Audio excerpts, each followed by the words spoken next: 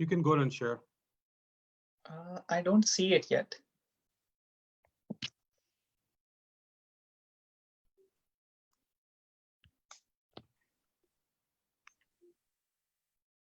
You can go ahead and share. I don't see it yet. Okay. Do you see it? Mm-hmm. You can go ahead and share. I don't see it yet.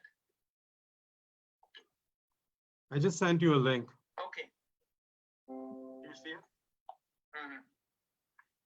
Good evening, friends. Good evening, friends.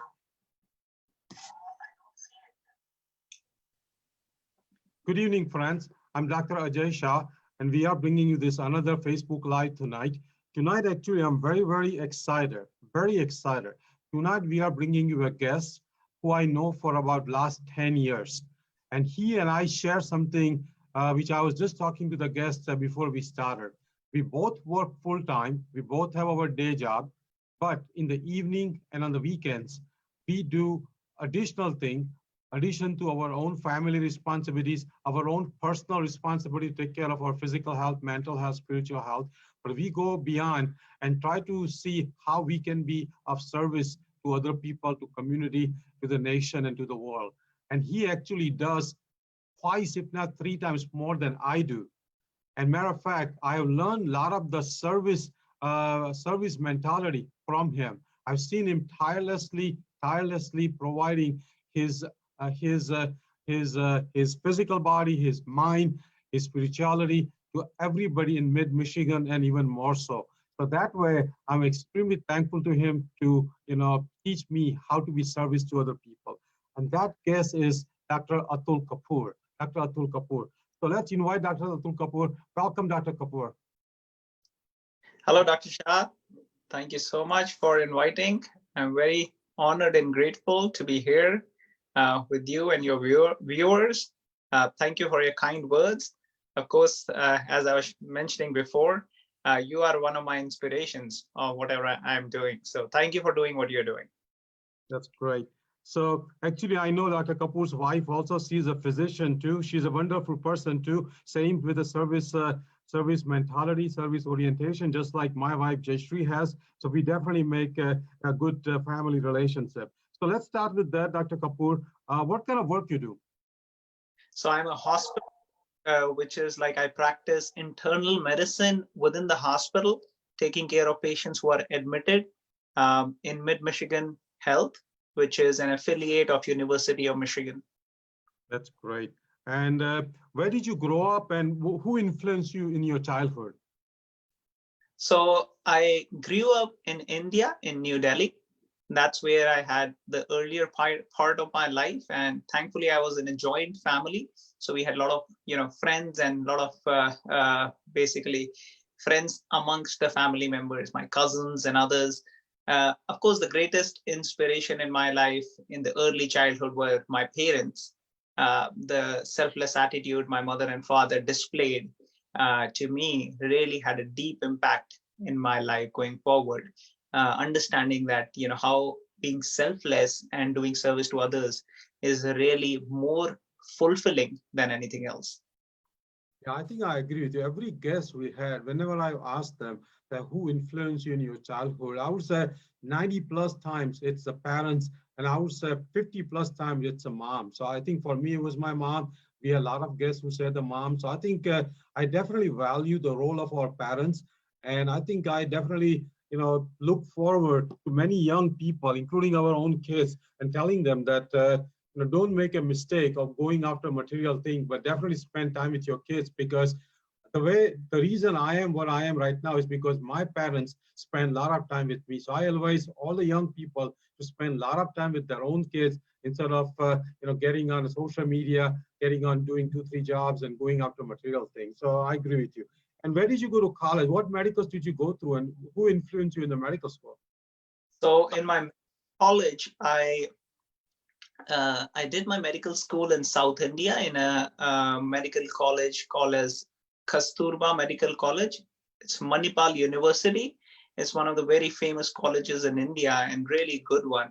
In fact, when I was there in the college and getting trained, I didn't understand the importance of it till I came out and saw what other colleges students had. So then I really valued what I got. So many times this happened in our life. We tend to think so many things which are not, which we don't have. And we feel grass on the other side always greener. But then we later realize, oh my God, I have so much more than others. And that's one way, how I have come across so many people. And that is one thing which really people need to start thinking, what are the positives in their life that really helps them in having that positive thinking and that gratitude, which plays a big role. So that's about my college. And one thing you asked about what played an important role. Of course, I was fortunate to get a lot of good teachers there whom I studied medical science from. But apart from that, I was looking for more. I had so many more questions, and I was curious about life in general. And I came across a very famous book in India, the Bhagwad Gita, and I started reading it, and that really played an important role in how I think, because it really helped me in thinking in a way which is beyond the regular scope of thinking. And I can see that helped me throughout my life since then, in good and times which were more challenging. And principles from that, when I've shared with my friends, family, patients, they really benefit from that.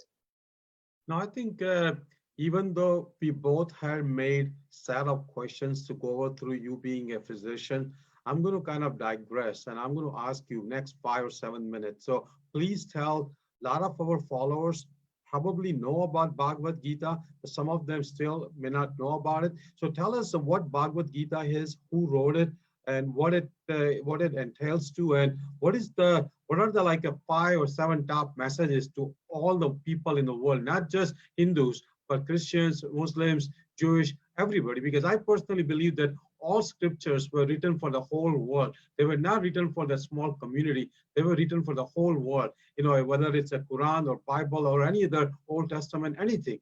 So tell us about the Gita about next 5 or 7 minutes. Sure. Thank you. So Bhagavad Gita, like I was saying, it has a lot of jewels within it. Even um, in general life, like let's say right now, people are so much affected by how their mind is going. Mind can make, as they say, mind can make heaven out of hell and hell out of heaven.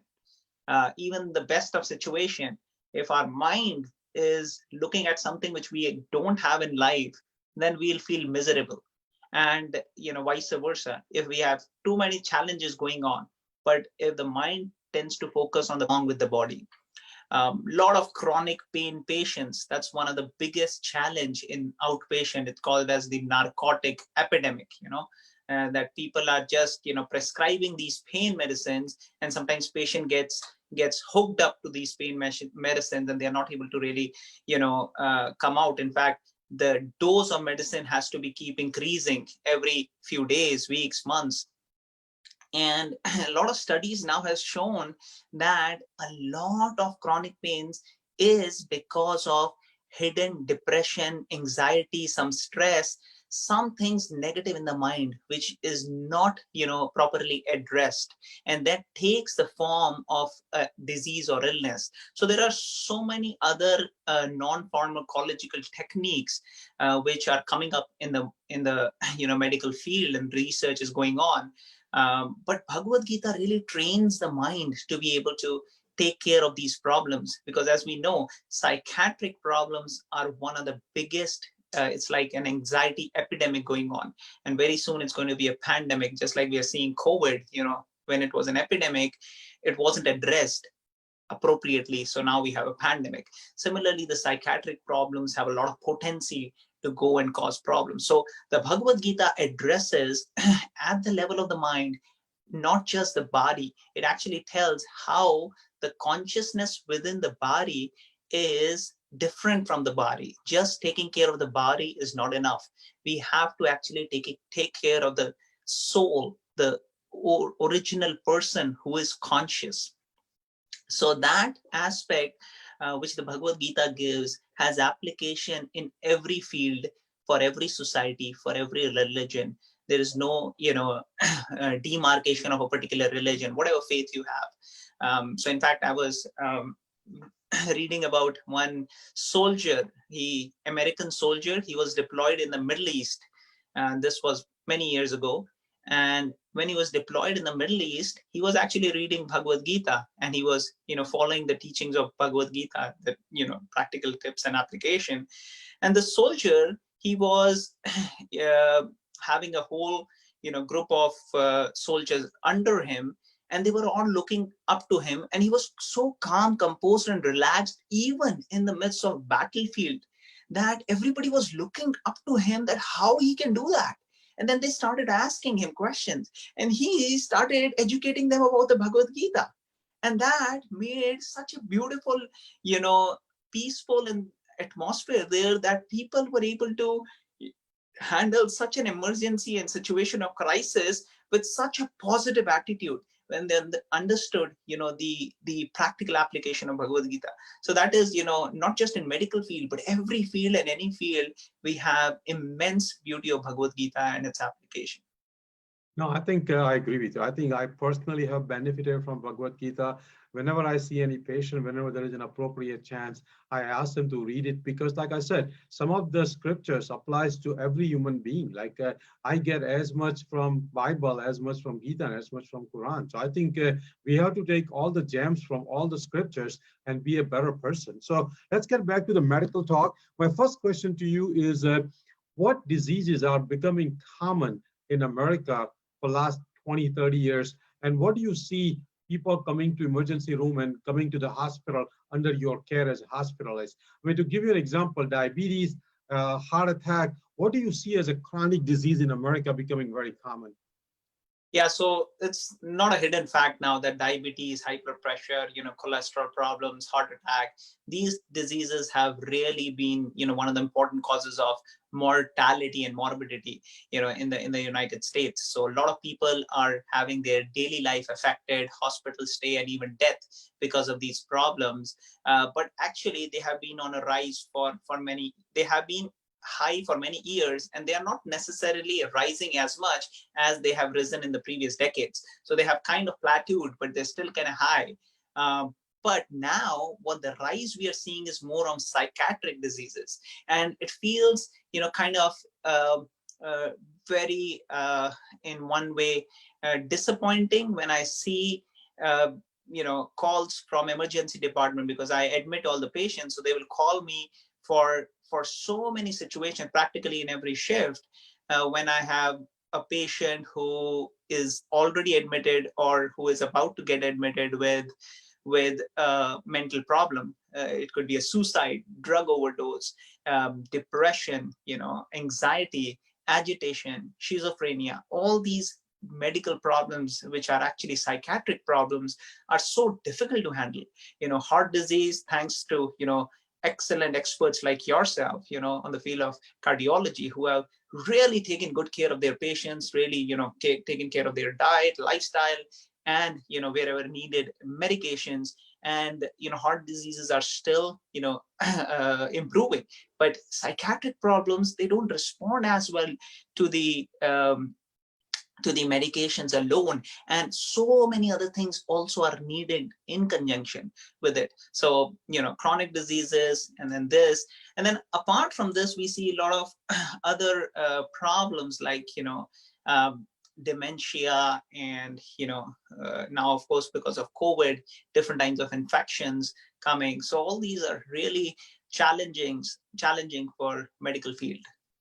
No, I think I agree with you. I think chronic disease are becoming so common now that they said that after Medicare, after age 65, almost everybody has minimum 3 chronic disease, and sometimes even 5 chronic disease. And many of those chronic disease not only leads to a lot of suffering and lowers your lifespan, but it also is very expensive.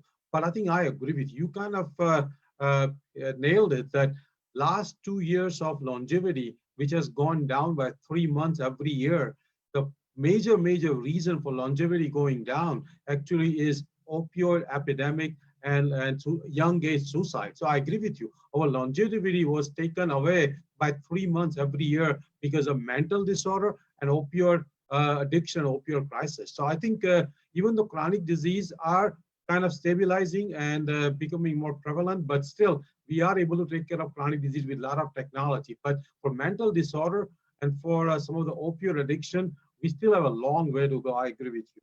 So Yeah. let's start with chronic disease first in terms of diabetes, high blood pressure, heart disease, stroke, Alzheimer's disease, obesity.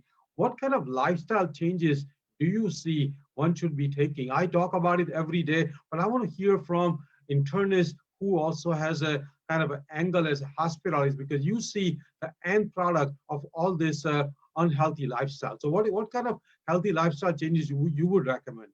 Yeah, yeah. Just one thing before we go forward, I also wanted to add different types of malignancies and cancers which are on a rise, in the previous list of diseases. And of course, to some extent, it's the exposure to chemical or exposure to the lifestyle challenges, which is playing a role there. But coming back to this question, which you were asking about, what was your question once again? I'm sorry. Like what would you recommend people who are starting to live healthy? How would the people start in terms of like exercise, diet, sleep? How can someone says that I want to be healthy from tomorrow? What first few steps that person can take? Yeah. So thank you. I think that's a great question. And unfortunately, I want to mention here, not many doctors and medical people are addressing this issue.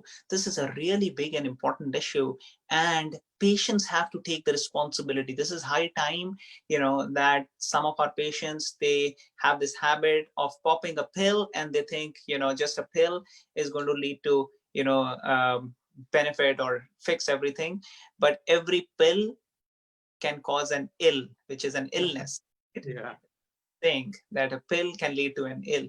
So every pill has side effect and they are not sure shot cure. So it's really important for each and every patient to take responsibility, not just patient, each and every person have to take responsibility. It's not the doctor who's responsible for my health. It's not the health system or the government who's responsible. My insurance is responsible. No, I am the one who has to take the responsibility and do things. So I think first step is, really having that will that I want to improve. I don't want to live like a sick person. I don't want to be on 20 pills every day. I don't want to be, living a life where I'm miserable. And I think you're doing a great job. So coming to what I am doing, I am actually, many of the literatures which have been referred, and many times you've brought in your discussion, and other places I've learned from some of my other senior colleagues and the researchers. I really feel whole food plant-based diet is extremely important, because whatever we are eating really affects us, and one of the important aspect to it is both the quality and the quantity of it. So whole food plant-based diet in short is what I am mentioning. And then if I feel there is a determination and stuff, I also have seen a lot of benefits with intermittent fasting in some of my patients. They have really, really lost a lot of weight with that, and reducing the obesity prevents so many other diseases. So I think obesity is another in the list of diseases which are going up. I think obesity is really, really climbing up. And I think those two aspects are extremely important. So diet, and then the other thing was exercise. So I generally recommend 45 minutes at least 5 days a week of exercise, which is more of an aerobic exercise, whether treadmill, cycling, different things could be done. Apart from this, I also encourage them to have yoga and pranayams, which is like the breathing exercises, which really helps both for the body as well as the mind, because the focusing on the breath and doing pranayams have really decreased the anxiety and the stress and a lot of those psychiatric problems which I was talking to you about. And then yoga helps in reducing weight, and not just forcing yourself to eat less, but actually with the exercises, many of them, they creates negative pressure in the abdomen, and then your stomach is this it's easier for the stomach to shrink and feel satiety earlier than what we normally get. Normally we are used to eating so many things, so then the yoga helps in that, in cutting it down. So yoga, exercise, pranayams, diet, these are primarily the things which I focus. You also mentioned about sleep. We usually, I'll be very honest with you, we usually don't talk about sleep as much, and probably we should. And I usually tell people, depending upon what kind of job they are at, to get a good night rest, and 6 to 9 hours is at least what is recommended. Different people are a little different, although I know most of the studies and most people kind of recommend doing 8 to 9 hours or even 10 hours, depending upon what study you're referring to. But I think it is also depending on everyone's personal body needs and stuff. There are some people who can do very well with less sleep, but anybody who is in a more responsible situation, where let's say they are driving, they're truck drivers, or they have sorry about that. So if they are truck drivers, or if they have duties and skills where they have to deal with sharp objects, or medical professionals and others, who have to be very active doing surgeries, procedures, and they really must make sure that they get enough sleep. No, I think I agree. I think I agree with all the points you made. So I think, to repeat what you just said, person should try to eat whole food, plant-based diet. I highly recommend that. I think to add on top of it, try to have animal products, no more than 10% of your calorie. Ideal would be being a vegan, like I am, like Dr. Atul Kapoor is. But for some people, being vegan is very hard. If that's the case, 10% of calories from animal products, and avoid any kind of processed meat as much as possible. Do intermittent fasting. That means creating a window of 12 to 16 hours of not eating food per day. Sometimes once in a while, do a 24-hour fast also, which we have been doing it for thousands of years. Exercise, like Dr. Kapoor said, at least 150 minutes per week in a broken way, over 5 days a week, 6 days a week. Definitely add aerobic exercise. Do light weight training if you can, just body weight or light free weights or weight machines.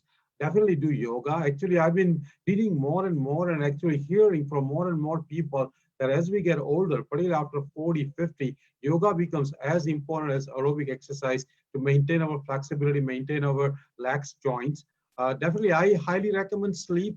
I would say 7 hours is minimum. I get 7 hours, for the last 3 years. So my sleep is a good deep sleep.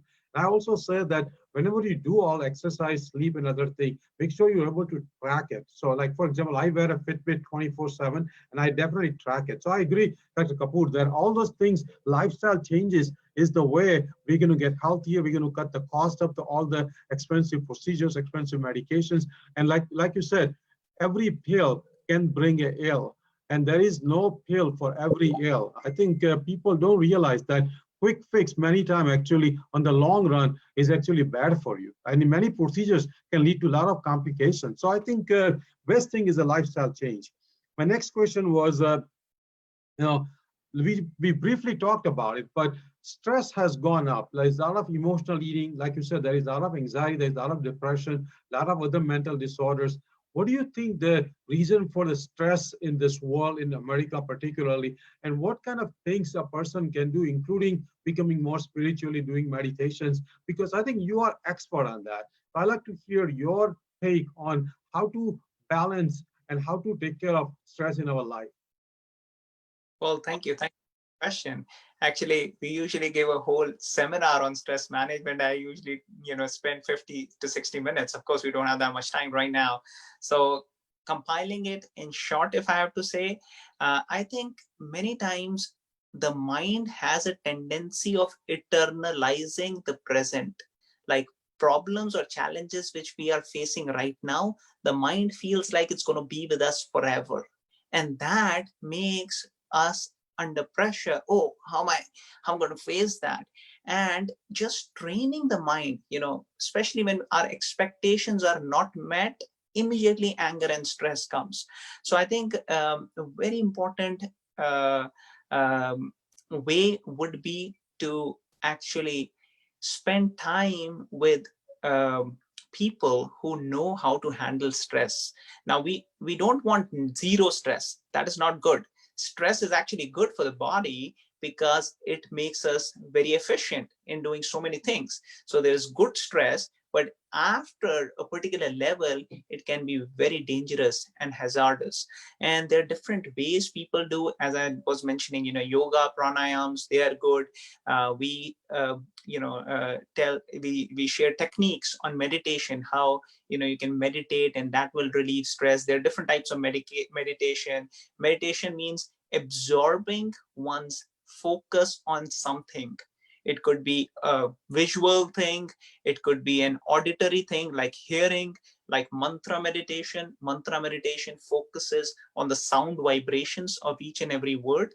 And for many centuries, people of different faith are practicing mantra meditation, whether it's in Buddhist faith, whether it's in traditional which faith of the Vedic culture, which is popularly called as Hinduism, but traditional Vedic culture has mantras, different mantras. And even other faiths also have some similar ways of having meditation on the vibration, sound vibration. So it helps in being mindful. Mindfulness is extremely important and helpful. When we train our mind to be in the present and focus on what we are doing right now, that helps us in being more efficient in every work we do. Every work we are doing, we are more focused on that. And that way we don't get stressed out about all the other things going around. So mantra meditation helps, making us more mindful about the situation, because wherever the mind goes, we bring it back and focus on that mantra. Yeah, I think those are excellent answers. Actually, matter of fact, I have recorded two videos through live, and it's called Upside of Stress. So like you said, we need stress in our life, and I call it the eustress. A matter of fact, people who have eustress not only are successful in life, but they actually live long, they take care of their health better. So eustress is very important in life. It's the distress which we need to avoid, which we need to minimize as much as we can.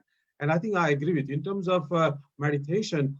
Since following your teaching and your lessons over the last many years, I've been doing this, just simply observing breath whenever I have free moment between the patients, either closing or even keeping the eyes open, just slowly observing the breath going through the nose. And that even 2, 3, 4 minutes every hour even puts me into a different relaxation phase now compared to what 5 years, 7 years used to happen. So I agree. I think stress needs to be taken care of. It. Relationships are important. Meditation is important. Exercise is also important to lower the stress. Journaling is very important. I have a video on journaling. Everybody should journal every day. That's my high recommendations. Write down what good things are going in your life. Have a gratitude journal. Have a thank you journal. Also have a journal I call worry journal. Write down what worries you, because if you write down what worries you, you realize that after a week, after a month, that whatever was worrying you never happened. Less than 99% of the worries never materialize. So I think journaling is very important also. So my next question is like this COVID-19 crisis doesn't look like it's going away, anytime soon. So tell us in terms of COVID-19, what a person can do to prevent getting infection and also getting the loved ones, particularly the elderly parents, getting the infection, because many states in the country are almost resurfacing the COVID-19. Some states are already having possibly second wave. What thing a person can do to prevent the COVID-19 infection? Well, thank you. That's just like $1 million question right now, in the middle of this pandemic, which doesn't seem like has any hopes of stopping. But one thing is important, that, there's so many challenging times which come, and when we are within that challenging phase, it seems like it's never going to end. but eventually it passes out, and we get over with. So I'm pretty sure in coming years or months, actually, we should be able to see some improvement, but it's not going away anytime in the next couple of years. So how to manage till then? I think I am one of those who are very aggressive about it. I think I am one of those who say, hope for the best, but be prepared for the worst. So I want to do all the preparation. So I have not stopped work even for one day. Whenever I have been supposed to be working, I've been not missed any situation. So I've been going to work every single day, but how I do is I take proper precautions. It is very tough, it takes longer, but take all the precautions. So I wear the mask all the time whenever I'm out of the home, and then uh, be very careful about what I'm touching, and if I can avoid it, and how to touch. Once in my residency, I was just pressing key on the lift, or on the elevator, to go to third floor, and my cardiologist was just next to me, and he was my attending. He said, do it with your knuckles, that way you don't touch. So this 8-9 years ago, yeah. And I always remembered, and I did that. I stopped touching anything with the tip of the fingers, because I might touch this with my. So I'm very careful about what I'm touching. I use sanitizers and wipes, but I'm careful about those also, because they have side effects. They can affect us. Soap and water is probably better as and when possible. But at the same time, maintaining distance from others, trying to avoid going out, when you can avoid. If you have to take a walk, take a walk in areas where there are not too many people. And we can find, in our area and many other areas, such places which are not too crowded, thankfully. So if it's not too crowded, definitely go there. And as you had, I think you had made a nice video about it, how to be careful even while doing groceries and other things. So I think I would recommend all the viewers to watch that video of yours, trying to make a list, go there, get important things, and then keep it in your garage or somewhere for some time, and then clean, and then bring it inside. So I think those are valuable points. I would definitely recommend people to not worry about it, because it's not under our control. So staying very positive is extremely important, but don't be careless about it. Do what is in your hands, but at the same time, don't don't become too worried and got caught up with it. Make sure this is a part of life, and 5 years down the line, you'll probably look back and have a chuckle or laugh at it. Yeah. No, I think that those are excellent points. That I mean, the most important point is that if it's not under your control, you cannot worry about it. At the same time, one has to do their part completely 100%. That means wearing mask. I don't think there is any argument that wearing mask will save life. Washing your hands as often, almost like every hour, every half an hour, like you said, avoiding touching certain areas. Going out only absolutely necessary. And I think right now, even going to a restaurant has become a major issue. Definitely, if you have elderly parents or elderly relatives at home, helping them to do grocery shopping so they don't have to go outside. And, uh, again, stoic philosophy, take care of what you can take care of it, and remaining things hopefully will fall in place automatically. We got some great leaders, we got great governor. I think we are getting some. I think Michigan was one of the early one where Yes, really I, suppressed really suppressed the infection. I mean, and she acted it very quickly yesterday to close down the bars, because she saw that some of the bars in Florida were getting, and plus in East Lansing, that bar got like more than 100 cases in 2-3 hours. So I think she's on top of all the areas right away, and I think. I think our federal government is doing a fair job, but I think we need to do ourselves as an individual citizen, see how we can play a role in getting this crisis over. My next give me question was one second. who are the people? Okay, yeah. Well, one more thing I wanted to add. I didn't Yes. touch it.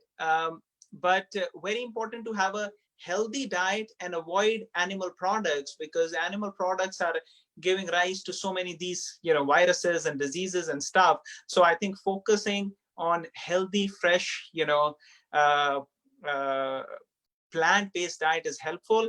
And I can see a lot of people doing gardening these days, which is really good. You really can get good organic stuff at your backyard, and that's good to keep you engaged even in a positive way. Coming in contact with nature helps the mind also. Yeah, I So think so that brings the next question to you. Tell us the unfortunate people who have died. What were their characteristics when they got the corona infection, and what were the reasons they died compared to many other people who I think recovery rate is close to be like 99%, but that 1%, 0.5% died. Who are those people? I think, as I understand, many of them are chronic disease. So please, can you describe them? yes, very interesting. So most people who are affected by a severe version of the disease are the ones who are having a lot of chronic diseases. In fact, when we first had the surge in our hospital, we started seeing patients. There were, some of the patients, they were so young, just like 24 years, but they were under, such a severe respiratory disease, and we were not sure what it is. They were intubated on a ventilator and everything. So we tested for COVID. And interestingly, the first test was negative. So then we were like, it's negative, but nothing else will explain this kind of a CT scan picture and whole thing. Let's test it again. And then we tested again, and it was positive. And he was having classic symptoms of everything. And then we basically, this person who was just 24 was having a BMI of almost like 50, 45 to 50. So his weight was too high. He was undiagnosed diabetic. They didn't know he's diabetic. His HbA1c was close to like 9 point something to 10.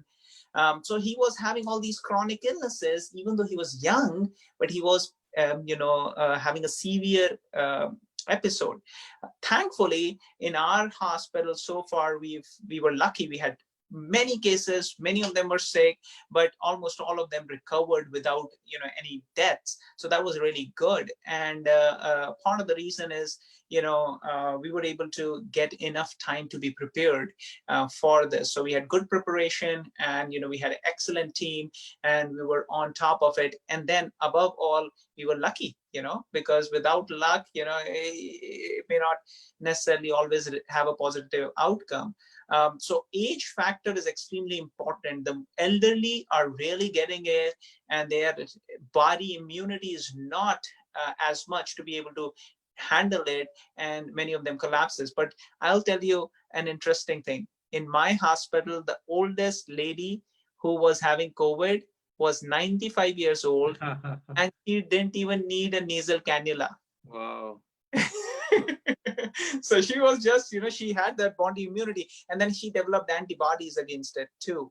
Yeah. So that's very important. So I would say it's body's immunity needs to be worked upon. So eating healthy, eating good, many people have certain herbal medicines, Ayurveda medicine, tulsi, giloy, ashwagandha. All these are really good. Amla, chamanprash. They're supposed to be very good. Of course, we don't use and recommend in allopathy medicine, but on a personal level, if people want to take benefit of it, that's really good. Especially tulsi has so many medicinal benefits. So I would definitely encourage people to look into and maybe try these remedies, because they can really help the immune system. No, I think I agree. I think, as I understand, obesity is one of the major risk factors for dying from COVID-19. High blood pressure, diabetes, any kind of heart disease, particularly heart failure and history of heart attack, and an elderly person. So I think a perfect storm could be a 75-year-old who is obese, means body mass index is above 30, who had a heart attack, who is diabetic, and if that person gets COVID-19, he almost has a 25 to 30% mortality, as I understand. So one of the highest mortality, more than any cancer, more than any other heart disease can do. So that person needs to be protected. So that person should almost stay home, That person should have his or her grocery be bought out by their kids. That person should avoid any kind of instance where he can get, like, he should do a televisit with his doctor as much as possible. So I think knowing that what people are at highest risk and protecting them is very, very important. And I tell all my patients that if you need to see me and if you fall in that category, just pick up the phone and do a video visit with me. Like, we did lots of video visit over last 3 months, and I think those patients did very well because of that. So I think COVID-19, like you said, is here to stay for at least 6 months, a year or 2 years. We need to screen out the people who are at the highest risk and somehow protect them as much as possible. Like you said, I also went to work every day for last 4 months. I took care of whatever I needed to take care of. I wore mask, I washed hands. I came home. As soon as I came home, I took all the clothes away and put it into the washing. I took shower and I did not touch anything. I washed my hands completely. And then I started intermingling with my family. So I think it'll be very important if you are in any kind of profession where you are exposed, you should come home, keep your shoes in the garage, and be very, very, very protective of your family, particularly if you have elderly people in your family. My next question to you is uh, uh, like uh, what what like a spiritual path, whether whether it's a Christianity or Judaism or Hinduism or Islam, what spiritual path you recommend for young people to start? Because a lot of young people are starting to go away from the religion, which is kind of unfortunate thing, because there's so much to learn from all the experiences of all the wise people over the last 2,000 to 3,000 years. So what spiritual path a person can take? How can he or she spend some time, maybe 1 or 2 hours a week, to advance into spirituality? Yeah, so that's a very good question. Actually, to tell you the truth, I don't blame those people who are going away from religion, because when we see so much hatred or problems or fanaticism, terrorism, even in the name of one God, then it make intelligent people sometimes question, I don't want to be a part of a religion or something which causes so much hatred.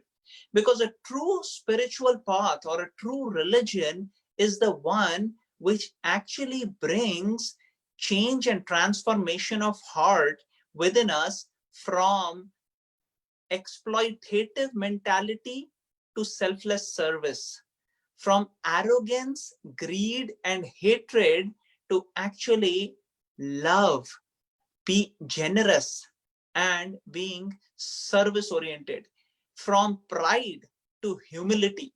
These are the transformations which one should be able to see within himself if he's following the path, and actually if he's following the path correctly and if he's on the right path. So if those transformations are coming, then we can say we are on the right path. Otherwise, you can find good people labeled as following a particular path or religion, and people who are not so good or not displaying that character also following the same path of a religion or spirituality. So it is not so much on what path we label ourselves as following, but how much we are going deep to be able to bring the essence out of that particular path. So this essential teaching or essential changes are what should be felt and displayed by our behavior. So that is the path we must follow. But one thing is for sure, that if because of certain people not following spirituality or religion properly are giving an impression to others that religion is wrong or spirituality is wrong, then people should question themselves and look into the book of the spiritual paths and see which of them is working or not. Because just because of some bad example, we should not label the whole sect or the whole group as bad.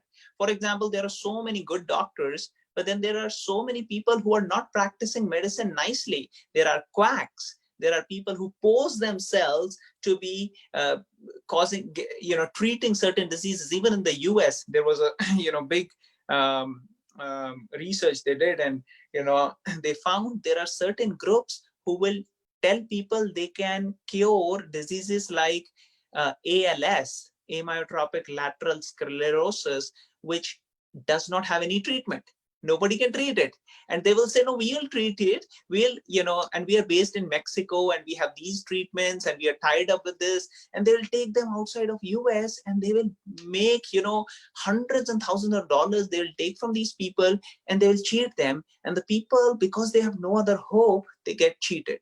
So there are quacks like this, but that doesn't mean that true medical practitioners or doctors do not exist. There are true doctors which exist, and there are quacks which exist. Similarly, there are true practitioners of spirituality which exist, and if we really seek, we'll find. No, I think I agree. I think I personally have benefited tremendously from reading more on a spiritual line. My parents, as you know, you met my parents. My parents are extremely spiritual. My mom actually prays every day for at least 2 hours. My dad prays for half an hour to 1 hour. My parents still go to temple. At least lately they've been going less for the last 4 months, but before that they were going at least 5 or 6 times a week, and they always have a periodic satsang, which is a religious singing at their house. So I think I agree with you. My parents have installed this value, and as you know, Dr. Kapoor, that my wife Jaishri is even 1,000 times more spiritual than I am, and I think we all have experienced what she does for herself, for her family, for her community. I mean, we have many religious gatherings at our house, and like I said, it doesn't matter what religion you follow, but follow one religion, follow spirituality. And I think if you want to really taste good part of every religion, then you are going even beyond one religion can provide. And that's what I try to do. I consider myself a Hindu in a way, but I also at the same time, I respect if I go to a church, if I go to a mosque, if I go to a synagogue, anywhere I go, I try to learn everything about their religion, respect their differences, and pretty much bow down as much as I bow down to Krishna or Ram. I mean, to me, they're all God to me. They're all important in my life. So I agree with you. Spirituality is very important. So that brings my next question. What 3 books you would like all our followers to read? Obviously, I can answer one for you, and that's Bhagwad Gita. You probably would recommend every of our follower to read Bhagwad Gita. What other 2 books you would like our followers to read? Yes, thank you. Bhagwad Gita is really, very, very interesting book, and gives answers for everything. Like in my life, I found so many answers and helped me in my life. The other book which I really liked is The Journey Home. It is written by an American boy who traveled all the way from Europe, hitchhiking through the Middle East, Iran, Afghanistan, Pakistan, and reached India. And this boy was brought up in Chicago, and because of his longing for knowledge, for seeking, he trended a path which was very unusual. And during the journey, the best part which I liked was how he faced all the challenges, all the different types of problems which are coming in his life at that time, how he each and every situation made him more and more positive. He always had a time where he was thinking, what can I learn from this situation? What can I learn from this situation? And he tells. So it was beautifully, very well written. It has humor to it, it has thrill, it has a lot of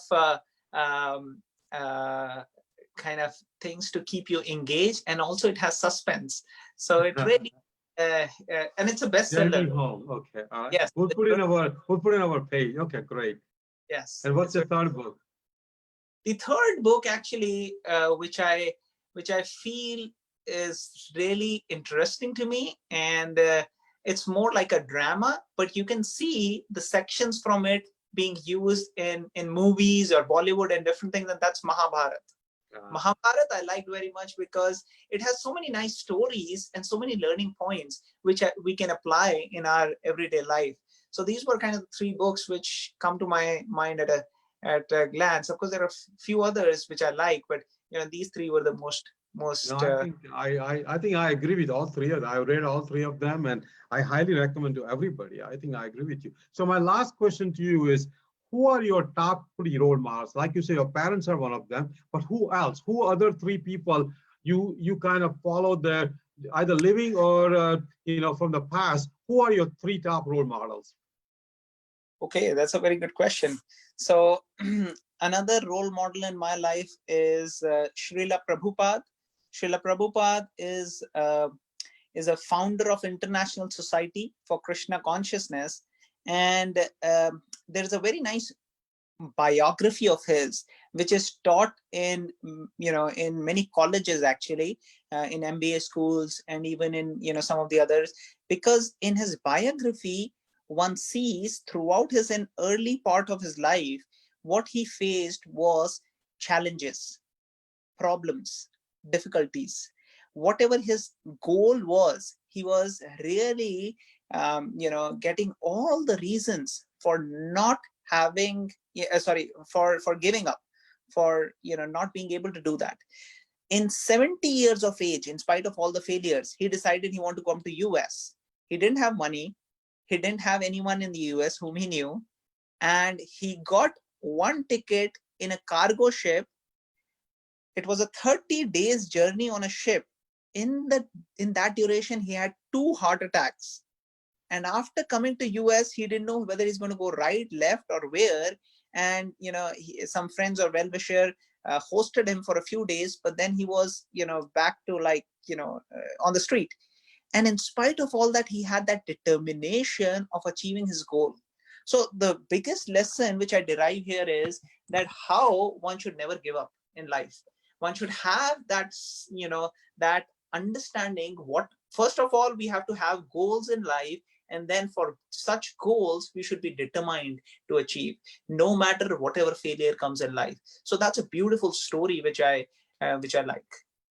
No, I think I agree with you. I think these role models are the one where we learn from, because I think, to me, sometimes it's easier to mimic people because people have gone through, trying out what works, what doesn't work. And if you can mimic them, that becomes much easier. It's almost like you have to have a guru or a teacher who has gone through the life's ups and downs to teach you. And they said that a wise person always learns from the teacher instead of just learning from the books or going through his or her own experiences. Because when you learn from a guru, he actually can speed up your learning process and probably can avoid and prevent many of the complications you have to go through to learn. So I think spiritual teacher, spiritual leader probably is as important as having parents. I think actually, as I understand, maybe you can guide me on that. In many scriptures, particularly Hindu scriptures, they said that having a spiritual guru or spiritual teacher is as much equal requirement as having mom and dad.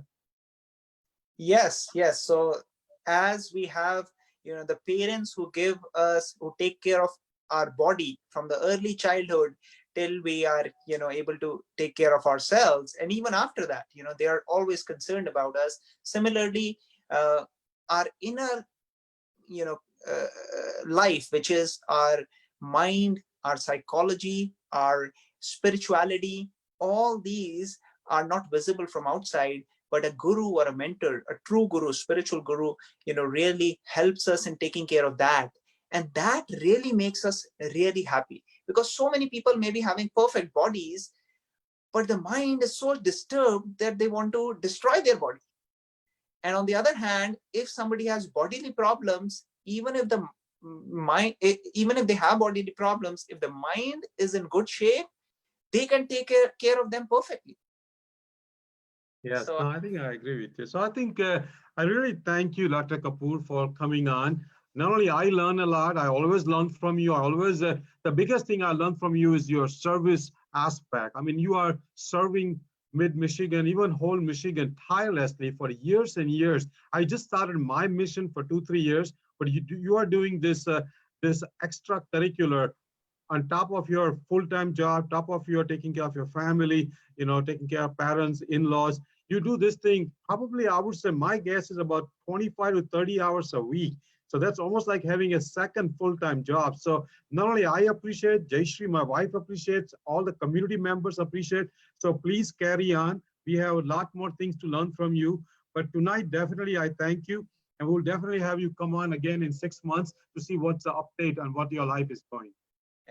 Well, thank you so much, Dr. Shah. Really, it was an honor being here. And, honestly speaking, one thing I want to add before we end, we were recently having a seminar and, presentation about burnout, and, all the, selected people from the staff, and everybody was selected to come, those who were in the leaders in their particular field, and they requested. So I was invited for that, and we were all getting this presentation done.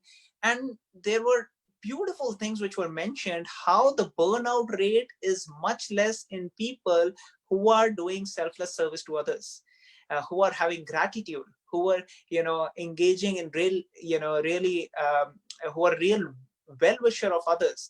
So I think that's, like you had mentioned before the program, that even though we are serving others, but in turn, without our knowledge, it is actually benefiting us. Yes, yes. That's a very way to conclude. Great. Thank you so much again. Thank you. Take care. Bye-bye. Bye-bye.